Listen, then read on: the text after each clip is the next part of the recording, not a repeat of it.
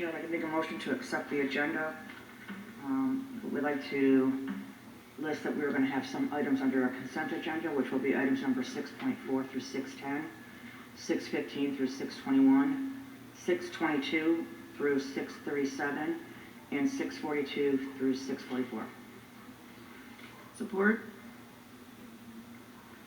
Okay, I have a motion by Councilwoman Cross, supported by Councilwoman Pats. Is there any discussion? If not, all those in favor say yes. Yes. All opposed say no. Motion carries.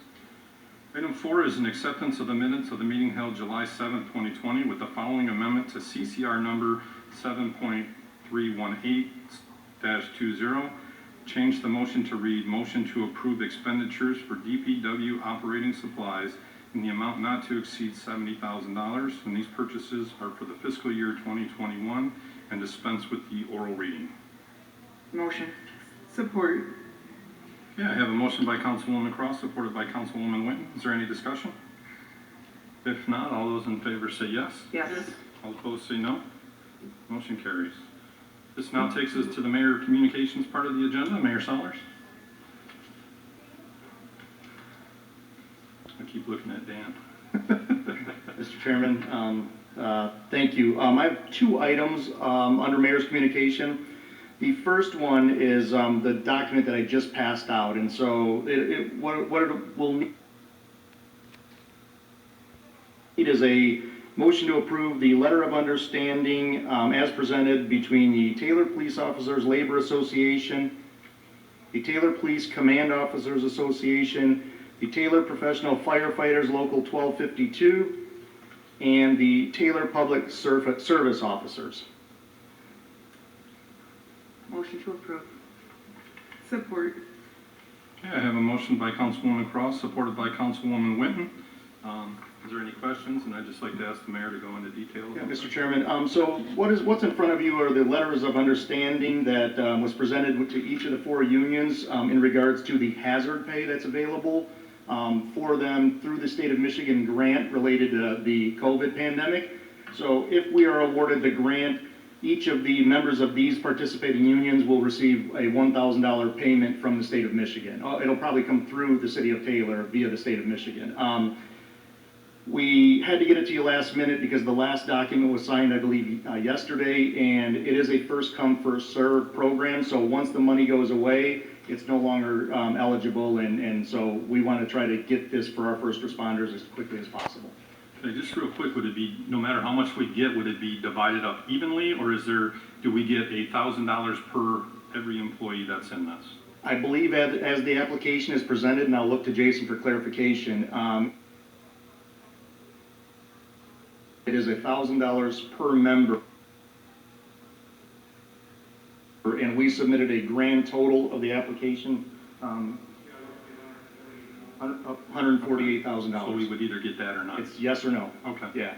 So we wanted to get it in as quickly as possible, but we did want you guys to see this document, and we're asking for authority to approve the 4 LOUs. Is there any other questions?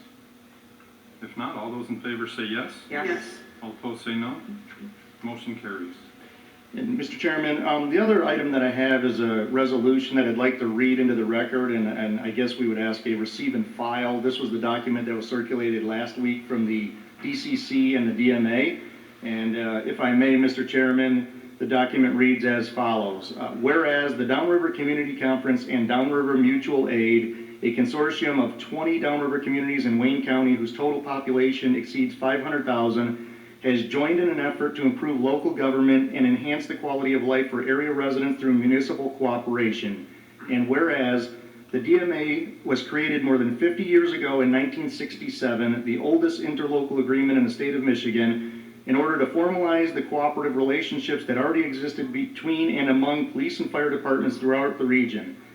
For generations, communities had assisted with each other when a neighbor called for help, providing backup when police officers were stretched thin during a crisis, or sending additional firefighters to battle blazes that threatened a community. But with the creation of the DMA that helped expand to include a number of more sophisticated services that no single department or city could offer, such as creating a regional SWAT team, a crisis negotiating team, an underwater search and rescue and recovery team, a downriver area narcotics organization, otherwise known as Drano, and the downriver auto theft team, DRAT, and a uniformed police task force. Whereas it was this cooperative effort that led to the creation of the Downriver Community Conference, the DCC.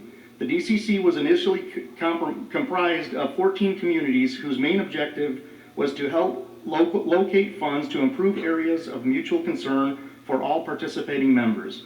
Now serving 20-member communities as a public organization, the DCC is able to apply for state and federal grants for the cooperative solution to local government issues and concerns.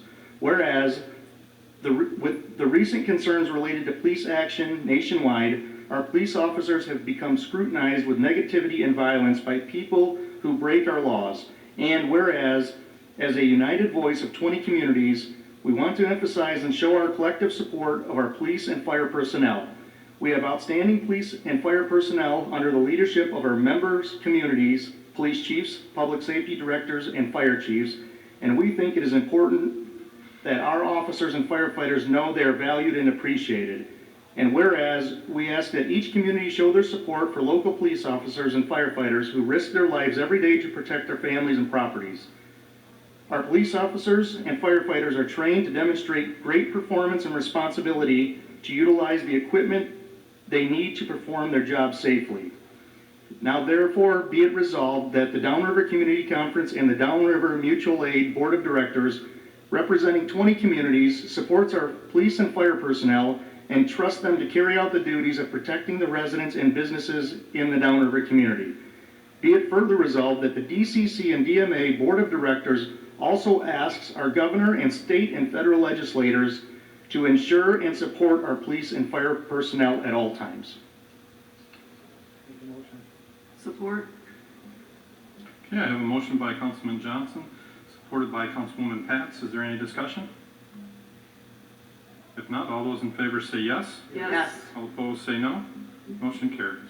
Thank you, Mr. Chairman. Sure. That concludes mayor's communications? Yes. Okay.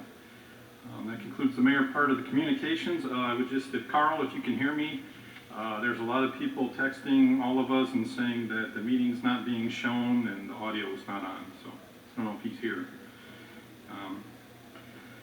So now we go into the regular agenda. Item 6.1 is a motion to approve the second reading of case number 19-32Z, parcel number as read. And this is to be rezoned O2 Regional Office to RM1 PUD, multiple family residential plan unit development. The property is located at the northwestern corner of Superior Parkway and Pardee Roads. Motion to approve. Support. Okay, I have a motion by Councilwoman Winton, supported by Councilman Bazura. Is there any discussion? I would like to call Laura Fell. Please come up and kind of give an up-to-date. There's been some, seems to be good conversation going between the builder and the neighbors that were concerned. Through the chair, good evening, council. There has been some very positive feedback I'm getting from both the developer and the residents of Koschleit. If you're aware or not aware, there was a lot of concern about the devastation of the wooded land there and the type of screening and buffering between the two developments. They had very vocal opinions about what was going next to them. Currently, the property is zoned, well, not anymore, but it was zoned regional office, which would allow for a 5-story, 65-foot high building there.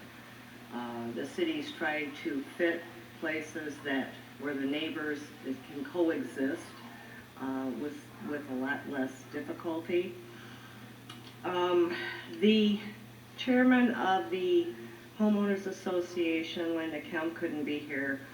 We've been in communication with Jocelyn Wendelick, I believe her name is. She is the Homeowners Association representative. She's been in contact with Mr. Sayed about the development, and what they've been working on and hashing out is this type of screening. Currently, our ordinance requires just a 6-foot-high straight wall all along the development. They come up with a couple alternate ideas, Coach Light has, with a more beautiful fence, maybe the wrought iron with the pillars, which we see out here, with a lot of additional landscaping that would be a better screening and buffer.